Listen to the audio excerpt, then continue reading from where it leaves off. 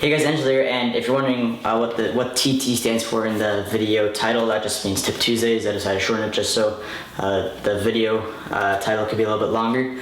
But without further ado, let's get started.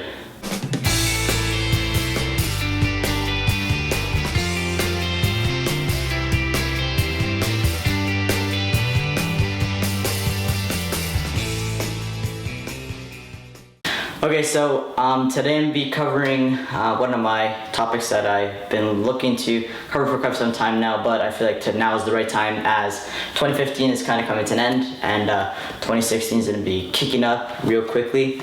So today I'm going to be covering what you guys should be expecting for clubs, so drivers, irons, all the equipment golf brands are going to be bringing out in 2016.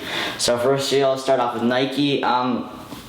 Nike has already brought out their pretty new release of driver. If you guys don't know what it is, it's the Nike Pro series. It's like blue, the head's blue. It comes with like 3 different models. I can't get into much detail about them because I'm not too familiar with them. All I know is it comes in blue, and that's the newest version of Nike driver right now. And you probably know the M1, TaylorMade M1 has also come out pretty late in the season. That's also another new driver, but I wouldn't hesitate on these guys bringing out another one in 2016.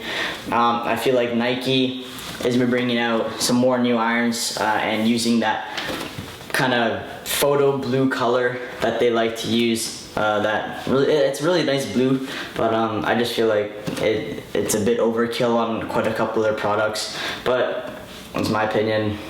What can I say? If people like it, they like it. I personally don't really like it that much. Although I'm wearing a blue shirt, what can I say? But I just feel like it's a little bit overkill with the photo blue. The red on the covert was fine, and the green with the gray on, I don't even know what that driver was called, but that was fine too. But the blue with the neon green, it looks nice, but just not really suiting you and me as a driver that I would like to look down at for a long time. That being said, the irons that they released look really nice. They released a set that are like black.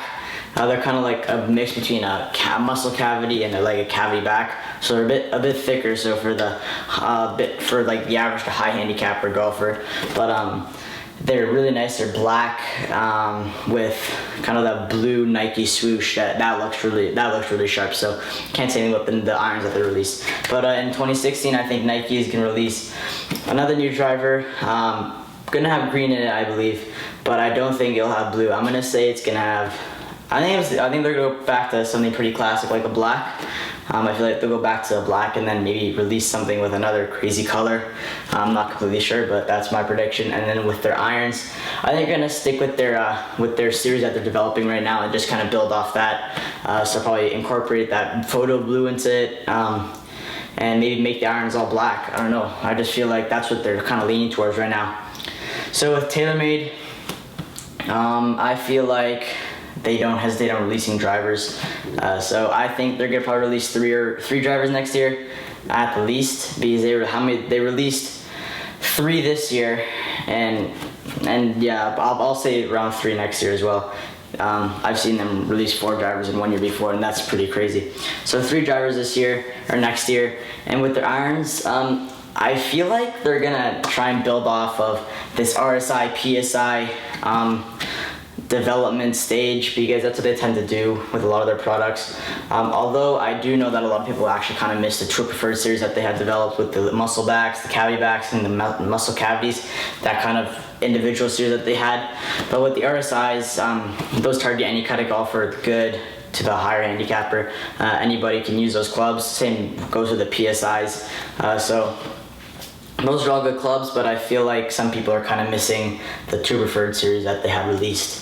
And then going back to the drivers, I think judging from what they do with their R series and their kind of burner series. So if you're not familiar, the Aero burner was kind of a release of the really old driver, just the burner 2.0, and I feel like it took them how many years? 6 years to release a new burner driver. So I feel like it might. I don't think a new burner driver will be coming out next year. Maybe in a couple more years after that. But I don't think one will be coming out next year.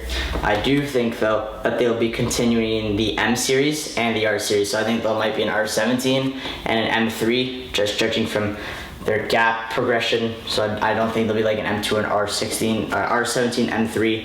Who knows what to expect with the M3 really. M1 already looks outstanding, stunning driver. So I can't really expect maybe 3 sliding bars, who knows. But I can't tell you guys anything. I can't really predict anything about that because Tim is always coming out with something new and pretty cool. And then I don't know what to expect with their wedges or their putters. They tend to release those not as fast as their irons or their drivers, especially their drivers.